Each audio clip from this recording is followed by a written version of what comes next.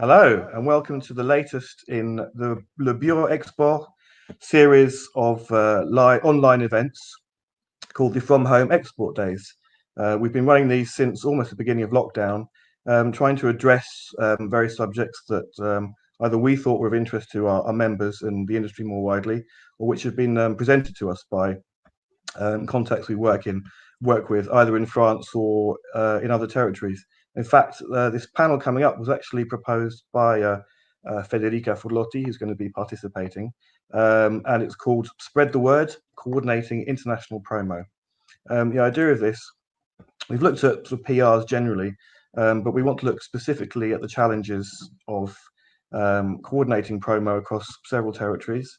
So that can be either one agency doing that, or several working together. So we've got a fantastic panel for you today, which is going to be chaired by Alexandra Greenberg, who is our US correspondent and consultant.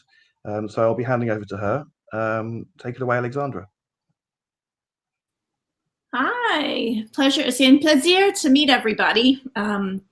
So really excited about today's panel.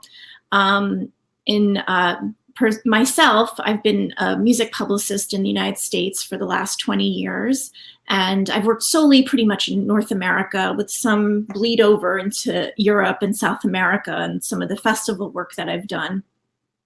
So I'm really glad to be doing this panel today and hear the stories of the people on this panel.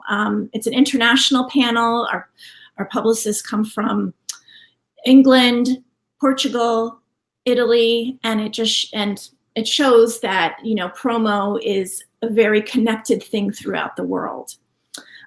So with that being said, you know, and it's an interesting time to be a publicist considering we're living in the age of COVID. Not only is it an extremely unprecedented time with dealing with the media, the landscape of media changes. What it looked like 2 months ago won't look like what it will 2 months from now. And it's our job to keep up with everything that, you know, every journalist and every media outlet to make sure it's viable and something that we can do with our clients. On top of that, it's working with our clients and their teams on navigating everything. You know, everything from making sure that when they do an interview and they talk about their situation or, you know, social media posts or what have you, that it's not just like something that's not thought out, that's respectful of other people. I don't know, just being able to show they care. Kind of going off tangent here. But anyways, I'd love to get started here. I think we should start with introducing ourselves. I'm going to start with Sara does PR. Sara Espírito Santo. If you could go around and introduce yourselves, give an overview of your company and what your client roster is and how you work. And then to close out your portion of the introduction, would love to propose an icebreaker question. If you could pick, what would be the first venue and artist you'd like to see when the world opens back up? Hi, so I'm Sara, and I'm basically, I started the company Sara does PR. When after living in London almost 12 years ago, I moved back to Portugal, and basically I have a background related to working in marketing and PR for brands that then was suggested by a friend to be adjusted to the music industry. So roughly 11 years ago, more or less. I work with quite big bands or considered like main acts in Portugal. But I also work sometimes when possible and when the investment and talent is there. I work with the international campaigns of those artists, coordinating PR teams in different territories. I also did the press office job for several festivals in Portugal, but with international interest. And basically, as a PR now, I almost do a 360 because the digital is there, the social media is there, part of the managing is there as well in my daily work. And basically, it's about creating a brand around each of the projects that I work with a 360. So I do partnerships, marketing, brand development, PR, and whatever is needed in terms of communication. Considering your ice-breaking question, I would say, well, I have to consider Portugal as a reference because I can't move anywhere at the moment. So I would say I would love to see Michael Kiwanuka, that he was supposed to be playing here at one of the most important venues in Lisbon. And I would say Michael Kiwanuka would be a nice show to watch once I have the opportunity to have international acts in Portugal again. Yeah, it's really interesting, flexible and chameleon-like we have to be as publicists. Yeah. To get whatever we can for our clients. Federica.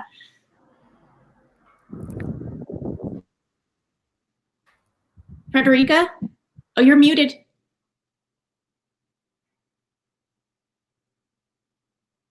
Okay. Hey, I'm Federica Furlotti, and I'm head of media at KARTEL Music Group. So I'm basically, we are an artist services and label services, and we also have a promotions, a creative marketing agency.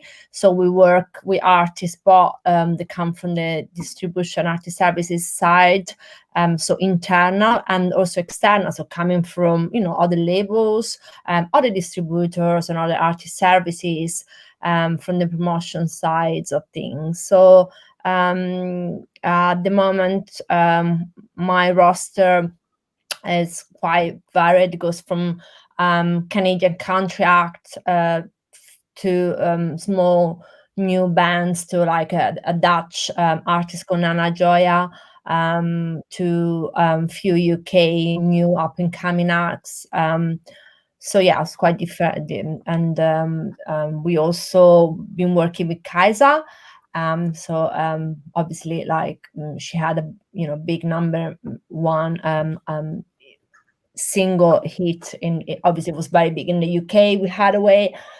She had a car accident and she came back with new music, and we've been doing, looking after everything for her, her label, obviously.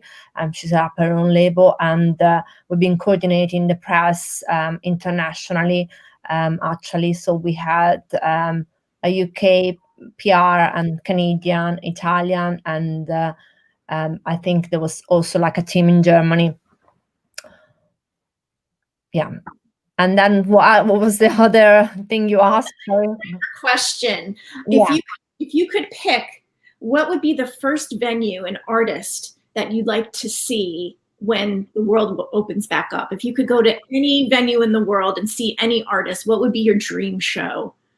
You know what? Nothing crazy. I would really love to see probably at the moment, I really love to see I'm thinking about it. Probably would be the Roundhouse, because I really love the Roundhouse in London, and probably would pick something like High Tumor. Tumor to do like a Roundhouse headlining show. Great. That would be really amazing. Okay. Walter. Hey. Hi. Nice to meet everyone. How you doing, Alexandra? I'm Walter. Nice to meet everyone. And I work for Kinda, which is a marketing and PR company. We like to say we're a European company. So I'm probably on a different side of the spectrum from Sara and Federica. We work pan-European projects. We are specialized in rock, so we mostly 90% of what we do is rock, what we call the new rock. Some of our clients are Normally our clients are labels, but we represent like from the rock star level, we're doing Smashing Pumpkins or Motley Crue or Five Finger Death Punch, to a lot of small and developing artists. Our company can be considered like more, it's similar to, it's like a group of different label managers working different labels with their own identity, but it acts as a company regards PR. And the story is basically, the story of this company is really connected to what we're speaking about. I started and still am a label manager, and we actually there was a demand from my side 15 years ago to do, for someone to be able to speak in a niche, because rock is still a niche, but at a European level. I don't know if this means talking national or international, because I like to consider Europe as a state. We only do Europe. I don't think we could do Southeast Asia or Australia or America. We just do Europe, mainland Europe, not the UK is now out of it. So yeah, but we couldn't even do it. Yeah, they chose to leave. But anyway, yeah, our focus is Europe. From the Far East is made of different markets, different countries, different languages with their own specificities. But at the same time, we have a lot of things in common, especially in the rock scene. There is a lot of connection. So at the time, I was on a different, as a label manager, I was hiring people, and different people in different states. Then at some point, I realized I prefer to have the relations myself, because this, in the long run, this would have paid way more. And this has basically developed into a company. So it's, we're now a lot of people doing different bands, but we speak with one voice to media, and it works. So basically, I gotta thank Federica, who made me join this discussion, because this discussion is the story of this company, basically. Well, it's interesting because obviously we work with Walter. We actually, KARTEL with Walter on a few campaigns, especially for like more rockish acts, and it's interesting how rock, like in general, specialists, I have to say. And you, Alexandra, obviously with the dance music you work with, I'm sure that you can cover that specialist dance music probably worldwide. Probably you had the contacts with the UK specialists, with the obviously it's a big market for Australia and Asia, and I know that obviously publication in Asia are a bit more difficult, but I'm sure that you can actually do that kind of PR services for specialist dance and music, probably worldwide. I don't know. I mean, it's no, to be transparent. I got my hands full with America and Canada. Yeah. Huge territory, 4 time zones. I mean, each market has got a ton of media in it. Yeah. So my focus has always been here, but I do have counterparts that I work with in the UK and Europe. So that way, I mean, most of the time, most of the clients that I work with have a separate team. Like I do a lot of stuff with Listen Up, or we've got different people for different things. The beauty of being independent like us is we really can take into consideration the needs of our clients and put together people and teams that will work for them. We're not beholden to a record label where this is the publicist you get, or this is the radio person you get. Definitely. We can say, well, this is our best work here, and we work in tandem with this person. Or sometimes we can say we do, especially like with Europe, you can bleed over into mainland Europe if you're working with the UK, and vice versa. I mean, all of you here are prime examples of that. I would like to go on to the next question, which is dealing with timeliness here.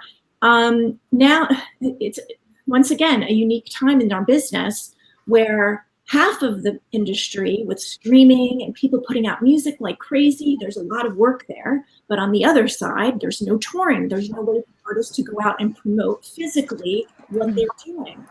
So how does PR fit into that? And why are we so important in this age right now? Like if you're an independent record label and you're going to invest money in something to market an artist, why is publicity so important? Does anybody want to take the question? Did I say it too fast? I think publicity, it is important, and publicity has changed dramatically, and obviously the attention has switched to other media that aren't what traditionally is being always referred to as online and print PR. So there's a lot more partnerships that can happen, especially, I mean, obviously the dance music have really nailed the live streaming, the possibility of live streaming. I mean, I was working with the prototype, and we did live streams that they set up themselves with drum and bass TV in aid of NHS. And from that live streams we had, and they weren't like the biggest act doing that. Obviously at that time there was so many, but we had what usually are the live previews that we call live previews. So we try and get the details of a live show in print or online with a plug to the to the tickets ahead, to obviously drive ticket sales. And we have seen that happening with live streams, and obviously timeout very cleverly changed from a print, they stopped the print version, they only focus on online, and they focus on streaming events, on everything that was streaming, so that people had things to do when they were locked down, and they had live streams and they had all the information. So that's how quickly it all changed, and it all became all about that. So there was still publicity to be made, to be done. There was still live streaming event to pitch and to send around for roundups, so like best live streams of the week, and so that still generates coverage and still generate and help with the driving the sales of the live streams. And now a lot of live streams are becoming with tickets. You need to buy a ticket, you need to be invited, you need to purchase something, probably you will need to buy an album I don't know if people are already doing it or something. So the live shows will become something that you are able to access from your home, buy something, buy the album, and have a more interactive as well experience. We everything that is all the new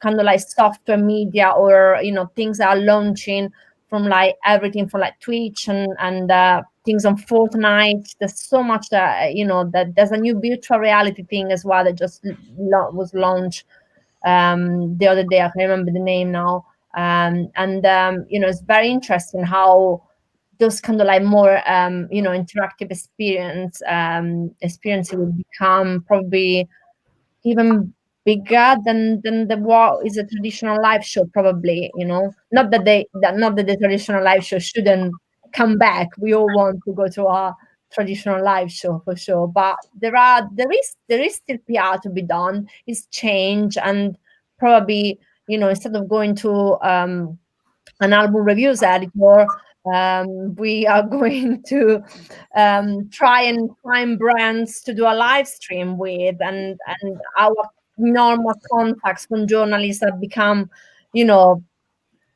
getting in touch with the social media of whoever is in charge of the live streaming of a River Island or another brand, and so we are constantly changing, constantly adjusting, and to what is going on in the industry.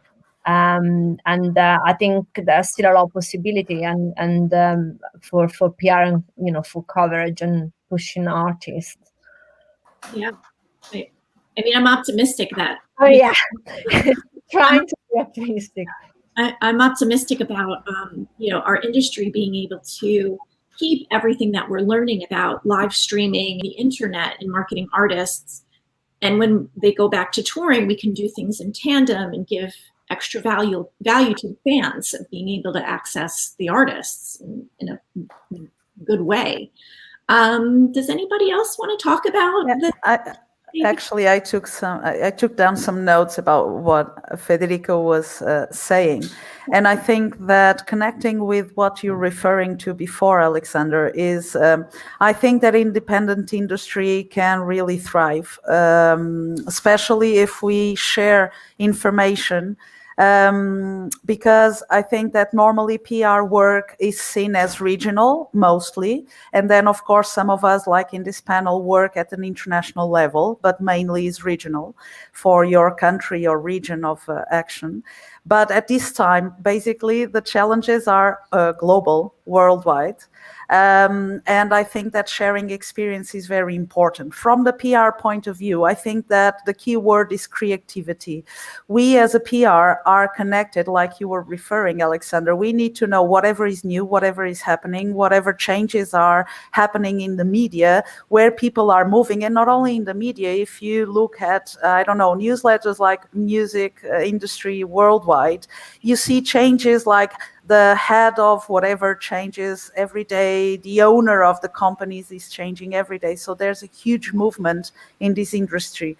So what I think it's important, together with the creativity, is to really nail your audience, because that's where you can explore as well, not only the media, but know who your audience is. Because social media, unfortunately, tells you there's a John that likes your music, but doesn't say anything else about him, not a lot. Maybe you know the region where he's coming from, but you don't know much more from the stats that you can, you know, grab from the social media. And that's done that way because the data are the big money income for these social media companies. So I think it's the time to really connect with your audiences and be able to creatively connect with them, showing them firsthand, maybe with media partners as well, you know, but treating your audience like with a true respect. So then once you're back on touring, once you're working, I would say in a normal way, it will never be normal, but once you're working in a more regular way with the new challenges that are coming, most probably you have your ambassadors really, you know, helping you out for your success. Because on another hand, and not being as optimistic as Federica, because for a country like Portugal, once the arena is global and you're not touring locally, it's really hard to be in the game. The budgets are totally different. Like a Portuguese band doesn't have a PR or a marketing budget like a UK band or a US band. In general, like I would say that an indie US band has the same budget as a bigger Portuguese or Spanish band for that matter. And once the arena is global, it's very hard to get the attention. For instance, if Nick Cave is live streaming, what are the chances that, you know, a Portuguese person that is fan of Nick Cave, but also a nice Portuguese band, is going to watch it? Mm-hmm. So, and how do you get the attention of the US crowds or the UK crowds, or even Italy for this matter, to, you know, hook up with your live stream instead of taking care, like getting putting their attention into the international acts and all what the big brands are doing. That's why I think that creativity and knowing your audience is the key for whatever music product, label, artist, venue. The venues are, you know, even if they are closed, they can work with their audience and connect with them. So I think that creativity together with knowing your audience inside out and starting a conversation with them directly might lead, and by audience I mean the media as well. Know the media in the sense that who are really the media that are, you know, paying attention to this, paying attention to the kind of music I'm promoting, to the band I am, to whatever I'm doing with my project. So I think know your audience is a good way to start. Yeah, and yeah, it's definitely utilizing other avenues that we haven't used before, like, you know, especially all the festival social media. You know, they want to keep those brands alive, so they're looking to the artists to, you know, give new music for their playlists and do Instagram takeovers. Like, it all goes hand in hand. So even though people can't physically buy a ticket to something, they can still connect with the music through social media. Yeah, I personally have had a lot of clients really capitalize on the situation with their social media and seeing a large growth in numbers for their followers because of it. Because the kids have nothing, they spend a lot of time on the internet and on their phones, and, they're not going places, but they're in the cyberspace constantly. So, Walter, do you want to talk about it? Yeah, I totally agree on this with this. Like, looking at the evolution of the audience and where they get information from.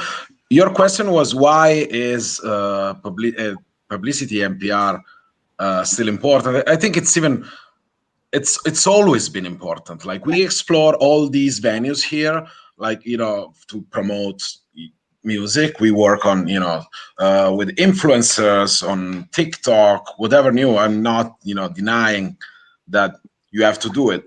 But at the same time, one thing we also should say, we work at, at every level, is that, it has never changed. The power of mass media is still strong. Like, if you have a hit on radio, there's nothing comparable to that. Or if you have, I saw this changing in the years. Like 15 years ago, I used to see people say, traditional media will not matter anymore, or all of these stories. It never happened, actually. I remember a lot of people predicting the end of radio. There's way stronger radios now in rock in Europe than 15 years ago. And having a song in those playlists, it matters. Yeah. Like, my goal is always, I told you, we started as label managers. Our goals is, to increase the success of the band, not just to have visibility. I mean, visibility should drive to a better success. And I can tell from that perspective, there's nothing comparable to, to have even to visibility on traditional media at the same time, of course, not denying the role of the other stuff, but even with super old-fashioned traditional media, like, printed press, they lowered circulation. A lot of people complain, but still, we fight to get covers. I mean, I don't care it's sold less, but those 6,000 or 3,000 who still buy it are the ones you'll be spending a lot of money to target on internet. Those crazy people who still buy that magazine are still on that. So I want to be on that cover. So, it matters same as before, if not even. We now have more tools to explore it, but we couldn't say, I don't like the story of those guys who don't get there, who say, it doesn't matter. No, it matters a lot. And it's also a stamp of credibility. And absolutely, definitely.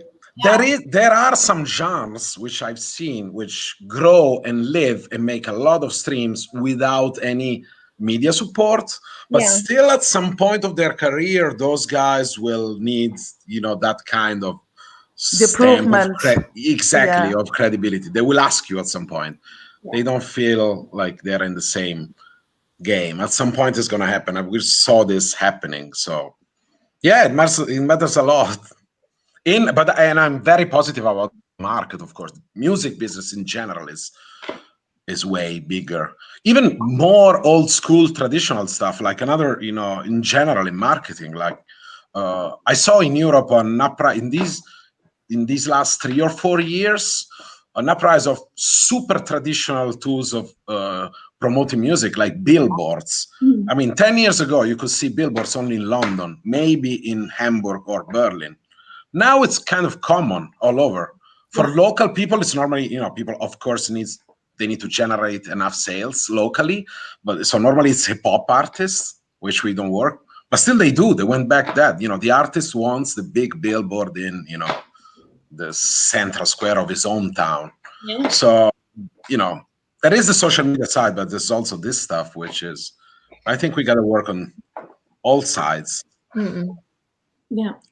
All right, jumping ahead, what have been some of your biggest challenges of coordinating international promo, either doing it all yourselves or working with other teams or agencies in other territories lead into specific case studies? I know that Federica and Sara, before we jumped on this call, they have 2 great case studies, and I can't wait to hear about them. Maybe Federica, do you want to take this? Do you want to lead? Well, I mean, obviously I work with many international artists, not only UK based, and more recently, we were working on, obviously I'm Italian, so even if I work for a UK company, we were working on Kaisa, and the UK PR is it's another PR agency. We don't work that in KARTEL, but it's talked PR and it's Taylor Swift PR as well. So she has a big PR UK PR team, and they have a Canadian PR, and they had you as PR at some point during the campaign, and they were talking at KARTEL how well the tracks were doing in Italy, and then they were, the streaming. There was some radio plays without any PR. So we talked to Walter, and obviously we're talking, we need someone that is a bit more of a, has them a pop experience and dance experience. So we hired a friend of mine, someone I knew, Teresa, and she's done a great job, and she got Billboard and some other, and Radio Monte Carlo, some other things, great things. So we decided, by looking at stats, looking at the streaming and looking at what was happening, and that happened in some other territories as well. So without already having international PR in each territory, we decided where was worth it, where to drive the campaign, which territory was more important at the time. Yeah. And I think this open, something we were discussing, which is, it's we traditionally, what was international PR and what they would do as well if you were in a major, you had an album release, is that the international territories, we always get engaged. You always go and talk to the counterpart of your label, or start talking with the international, with an indie, start talking with your international distributor when very, very close to album release, or when there was a tour and what something was happening in those territory. It's very hard to realistically break new artists in Europe. We tend to cover international key taste makers, obviously, especially in the US, and we have some really good, obviously online is different. It's a bit easier to get for online press to reach out and have those international contacts as a UK agency. But obviously there are certain publications that that's still quite hard, I think, to really break through. It could be because they do need a bit more of that profile, and they need a bit of a story. They need the artist to be already breaking at the level of having an album and having a bit of a tour. I just found that it's quite the way the UK and US tastemaker, what is considered the cool ones, where you would go with a new artist from, the fader and paper and stuff. They kind of work kind of the same time. If something is buzzy, if something is doing well, if an artist is doing well, you'll get those, whatever you are, UK PR or US PR. If you do if you're working with the right artists, they can get that. You're usually, we work with artists, and they UK based, and they get a great coverage on those US publications. It's a bit harder to go to the French or German counterparts. What are they would be defined as the cool publication there, and have the same kind of features for a new artist that is actually getting buzz in the UK and the US. And I don't know if that's a language barrier, or it is because the artist has to really have an album or being touring and being more recognized in the territory. So that's why something that I'm still trying to understand, and still trying to study. Yeah, the mysteries of PR. We're trying to figure that out all the time, why things hit and why things don't. And it's our job just to present the best case possible to these outlets. And I think the Anglo-Saxon probably thing, you know, we kind of like work more similarly probably in what is considered like, you know, hype act, and perhaps you're not going to have the same thing we like, you know, on social lazy rock straight away, but we need more of profile or something to happen in France, for example. I think, I don't know. There's so many different factors that go into it. Yeah. You know, sometimes it's like, sometimes the US publication, you know, those publications like the Fader and they just want to get to it first, no matter where it comes from, like it. Whereas your regional stuff, maybe they feel like they have to discover it. And, you know, they like, if a publicist is sending it to them, maybe it's not so new, or who knows, you know, but I don't know. Yeah, I think probably it has to do with that they need to have a bit more profile in the territory, in the country. I think that is the sensation. That the first thing I have, is that definitely for those publications, probably you need to be having something happening.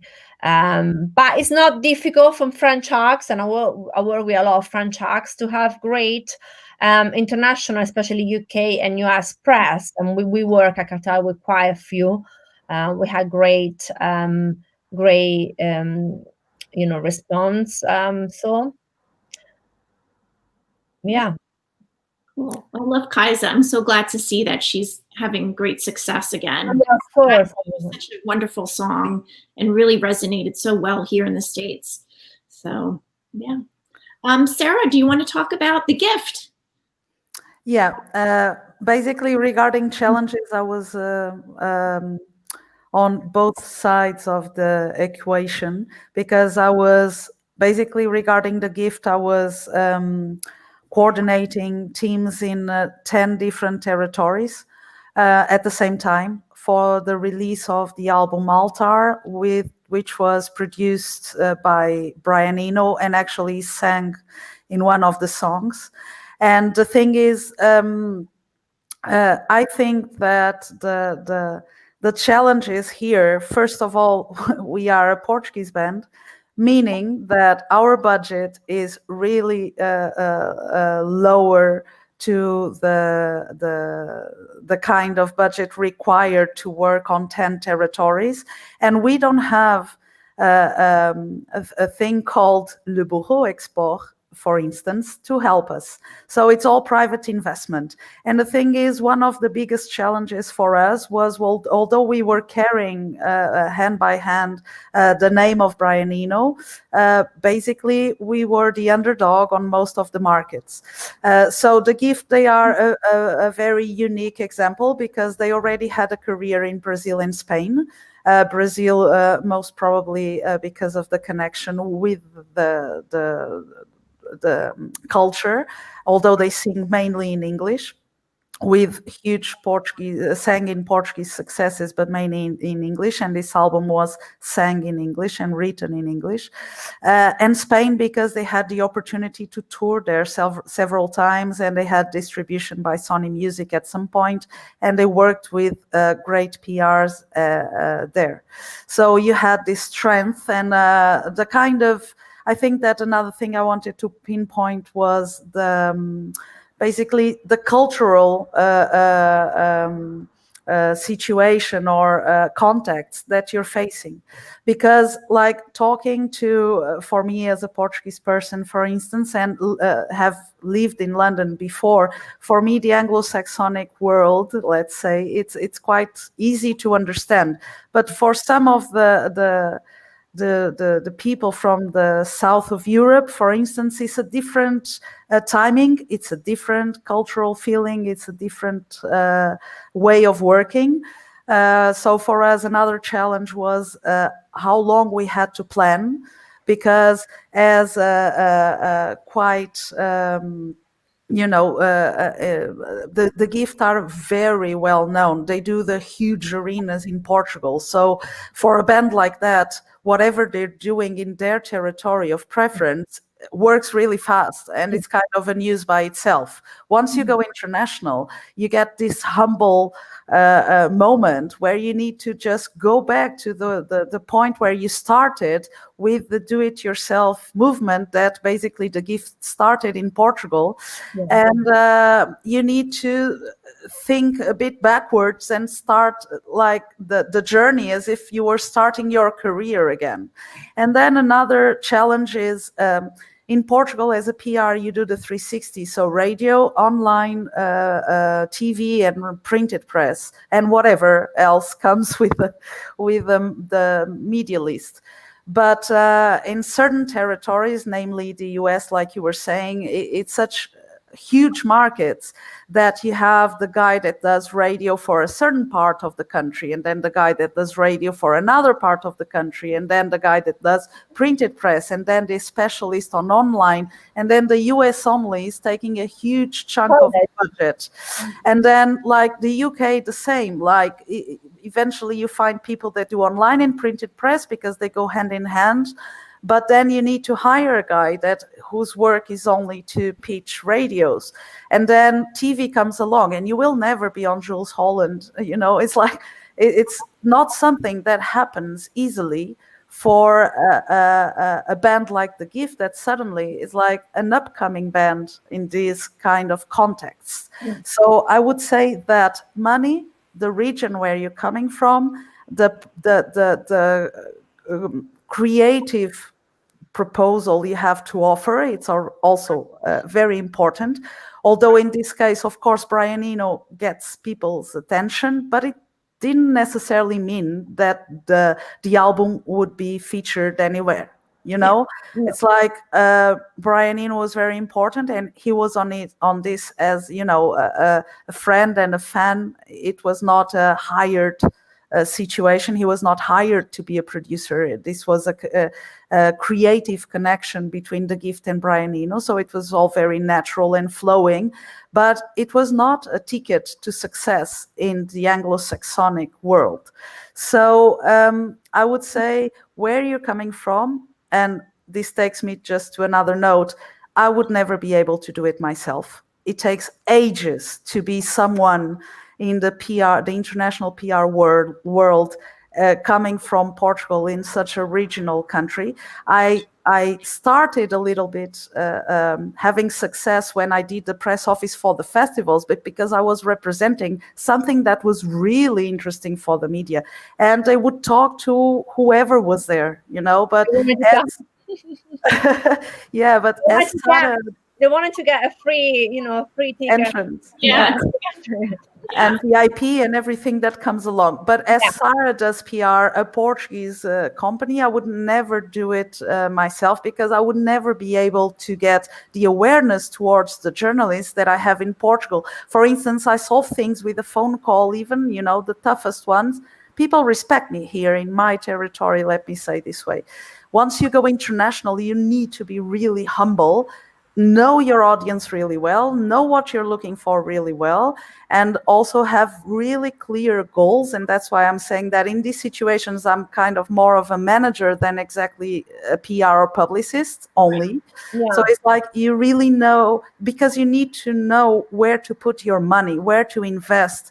And 10 territories was kind of crazy. And this as an example, was kind of crazy because it's a huge investment at the same time, and you don't know, you know, at some point you don't know the results that you are getting on the territories. And the UK, we worked with Federica and went really well, but then other territories didn't respond in the same manner.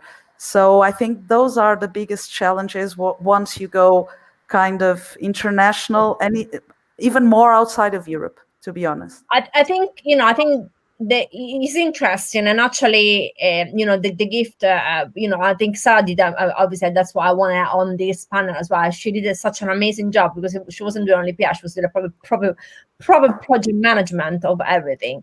And I mean, there were, you know, and as an Italian, I can say that the main issue, and probably, you know, with the new pop coming out from Spain and from from South America, and what has been happening in especially in pop and Arabia, what is called the whole Rosalia and all of Beverly and all of that scene. And I think certain barriers and all of barriers have been probably they are coming down. But for what in general, historically, the UK and the US, so in general the UK especially, is a hard market for Mediterranean bands, that come from Italy or from the UK, from Spain or Portugal. Things have changed. Things are changing a lot, and there's a lot of more artists. And I work with like multi-platinum Italian artist Elisa, and she played in London, and we did for the first time some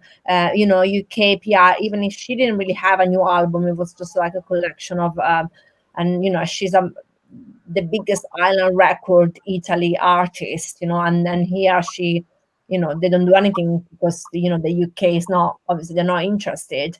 And with PR, she hired me directly, and we did what we had, and we did some great beginning with we did London Live, and we got some TV, and we got some interesting bits and bobs here and there of UK PR. I mean, she's just done a live stream for Maison Valentino, and then went internationally with all the press, talk about it internationally. She does massive things, so there are challenges, especially for those artists in general. But I think Sara did a great job, and it was a challenging campaign. I mean, the coordinating all those territories, and there was a big tour as well going on, in different countries. They play Eurosonic, and there was all the press there, and we did have a great UK press, obviously not as big as they have it in Portugal, but he was and I think it was a great campaign overall. Obviously, they are like the biggest Portuguese music export, so but I think it was a great, it was great to be involved with them, and I think at that time a lot of the journalists really wanted to go to Portugal. And so Sara was doing the festival, and I think that was one of the things as well, that we achieved quite a few things at that point because of Sara's involvement in the festival. Oh yeah, I'm going. Yes, Sara, I'm going to Portugal with Sara. Yeah. So she became friends with a lot of UK journalists directly after that. Walter, what are some of the challenges that you've seen in the rock world in your area? I think, I was, interested in hearing, the Sara's experience and Federica. I think I agree for pop and indie, it really depends on the genres. The ones I experienced, I agree for pop is way more difficult because, locally you compete with local content. For us in rock, actually, this is the story of, what we've been doing.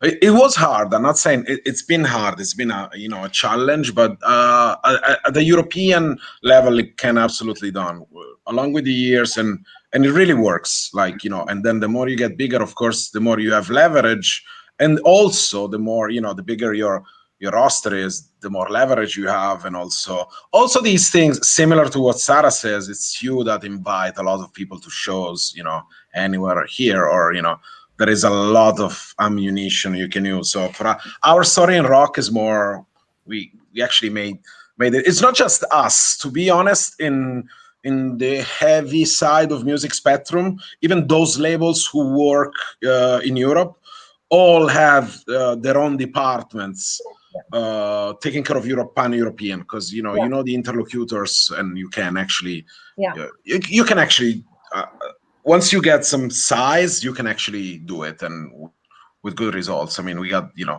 even us, we got we measure that in sales. I told you this is the only thing, sales and growth of the bands, and we have top 10 artists all over, from the smallest country.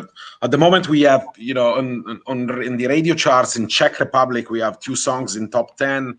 and in Italy and Germany as well. So, you know, it really varies. And you cannot do it. Do you work only artists that are signed to your label, or? We have different label managers doing different labels, so most of that comes from the label.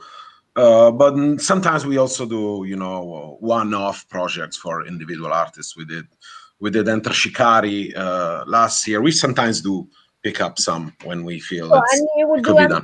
Shikari pan-European, excluding UK. Yeah, last round they had a deal breaks. Sometimes we carve out some markets if needs be, if they have a relation, you know, from before. But yeah, absolutely, yeah. The normality is pan-European. But I think, you know, with the I think with the rock is really interesting, because the rock rock actually is also, you know, there are you know, some of the biggest rock, you know, metal bands are actually, one is Portuguese, Muspel. You know, you know, Sara, you were with Muspel, right? I work with them as well. And like one of the biggest bands is Italian, Lacuna Coil. So yeah, you know, and they all, you know, funny thing is all these bands have, you know, we made in this role. They have their own, like, they keep some specific national, you know, identity in their own sound.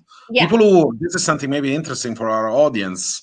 If you want to succeed in what is, I think, an Anglo-Saxon rock comes from the UK and America. There's no doubt. So if you pretend to do, you know, the same thing, you'll never be able to do it. If you add, you know, you have more chances if you add some local stuff in that sound. This is my take.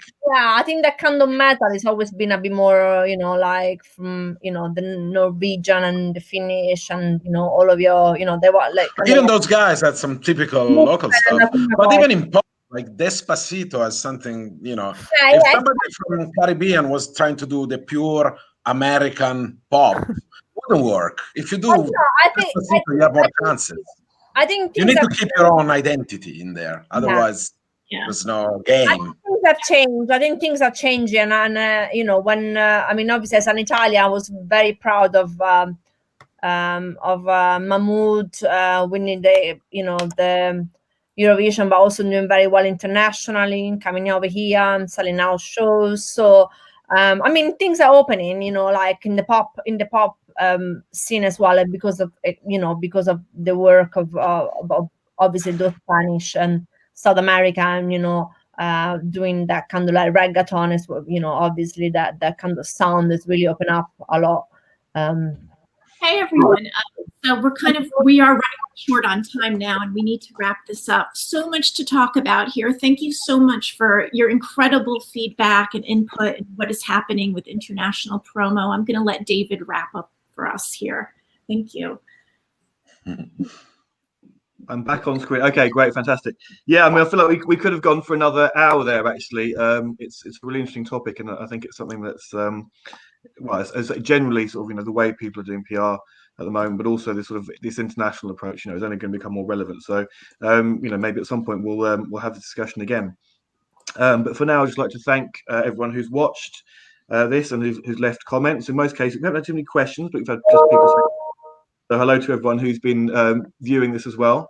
We're going to go over to some speed meetings now, but just a reminder that the next event, which could be of interest to some of our viewers, is the second Asia in the Limelight, which is a jazz focus from the 15th to 17th of October. And all the details are on the Le Bureau Export website. Thanks again for tuning in, and hopefully see you soon. And thanks to our panelists and to Alexandra. Merci. Thank you. Bye-bye. Bye-bye. Bye-bye. Bye. All right.